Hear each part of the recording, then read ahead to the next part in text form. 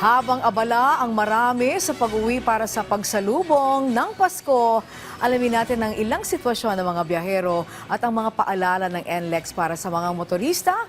Si Gab Villegas sa Sentro ng Balita, live.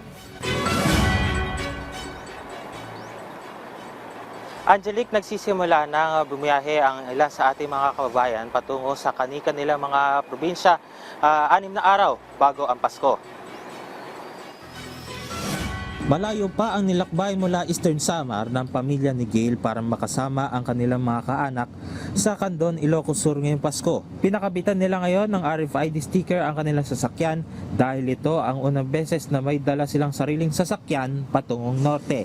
Kahit traffic, sabay sa uwian, kailangan po mo for family purpose. Usually, we use public transportation if Manila to North Luzon. Pero this time, we chose na mag-drive.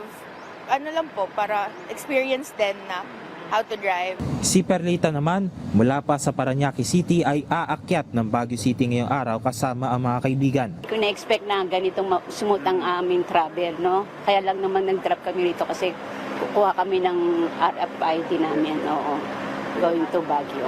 Ang pamunuan ng NLEX Corporation nakahanda na sa inaasahan dagsa ng mga motorista na babiyahe para sa paparating na Kapaskuhan. Ayon sa tagapagsalita ng NLEX Corporation na si Robin Ignacio, magde-deploy sila ng karagdagan traffic, toll at emergency and medical response teams at mananatili ring bukas ang lahat ng lane sa mga major toll plaza ng NLEX, SCTEX at NLEX Connector. Mayroon din silang ilalatag na express lane para sa inaasahan dagsa ng mga motorista na pupunta ng norte simula mamayang hapon. So yung ating express lane na yan, yung counterflow is starting from before Balintawak Toll Plaza. So we're going to utilize po yung expansion plaza para tuloy-tuloy po yan. And then pasok po siya sa counterflow na binutas po namin right after the plaza ng Balintawak. Tuloy-tuloy po yun, ang exit na po ay sa Balagtas area. So yung mag-exit po ng Valenzuela, May Kawayan, Marilao as well as yung Bukawi, wag na lang po sigurong gamitin yung express lane kasi malalampasan po nila yung mga exit na yun. Ito ay intended po sa mga volume na tuloy-tuloy po pa norte. Para rin sa mga magtutungo naman ng Metro Manila at iba pang mga karatig probinsya, ganito rin ang ipapatupad ng NLEX pagsapit ng Linggo. For the southbound, during Sunday afternoon, mag-implement din po kami ng ganun kahaba from before Bukawi area up to Balintawak area. So, yung entry kasi, re-entry sa Balintawak area na po for the southbound direction, mamimiss lang po nila yung on-ramp ng Skyway Stage 3. So, wag na nilang kunin yung express lane na yun kung balak nilang kunin yung Balintawak on-ramp ng Skyway Stage 3. Pero kung kunin nila yung express lane na yun, yung counterflow na yun, pwede naman pong sa A. Bonifacio na po yung on-ramp ng Skyway Stage 3 yung kukunin po nila. May alok rin na libreng towing service ang NLEX patungo sa pinakamalapit na exit para sa Class 1 vehicles.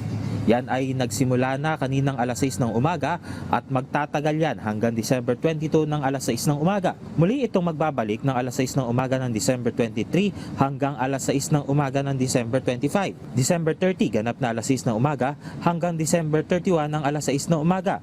At mula January 3, ganap na alas 6 ng umaga hanggang alas 6 ng umaga ng January 5. Libre ring makakadaan ang mga sasakyan sa kahabaan ng NLEX, SCTEX at NLEX Connector mula December 24 ganap na alas 10 ng gabi hanggang December 25 ng alas 6 ng umaga at December 31 ganap na alas 10 ng gabi hanggang January 1 ng alas 6 ng umaga.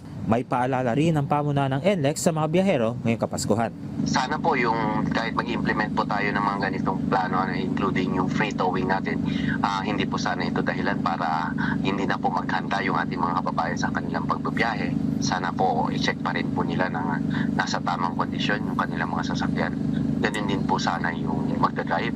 At yun po, kung wala pa pong RFID, mas mainam pa rin po na meron na po sana silang RFID. Especially that meron na po tayong 1 RFID for all expressways in Luzon. Mas madali na pong i-manage po yun. And also, kung pwede pong mag-monitor po sila ng kasalukuyang traffic situation ng expressway bago po sila bumiyahe. para naman kung makita po nila na may sobrang sikip ng daloy ng traffic at kaya naman po nilang i-adjust yung kanilang pagbiyahe, ay mas mainam po sinugurong gawin na po nila yun kaysa may ipit lang dito.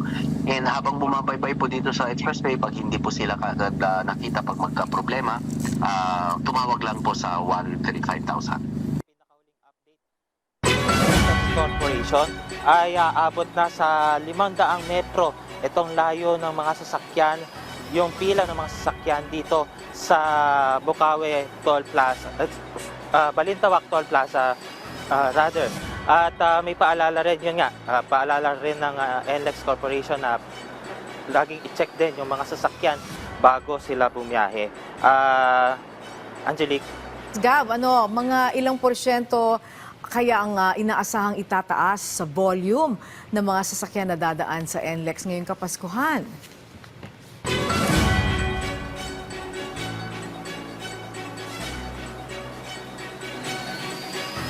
Angelique, inaasahan na tataas ng 5% yung normal daily average ng mga sasakyan na dumadaan sa NLEX.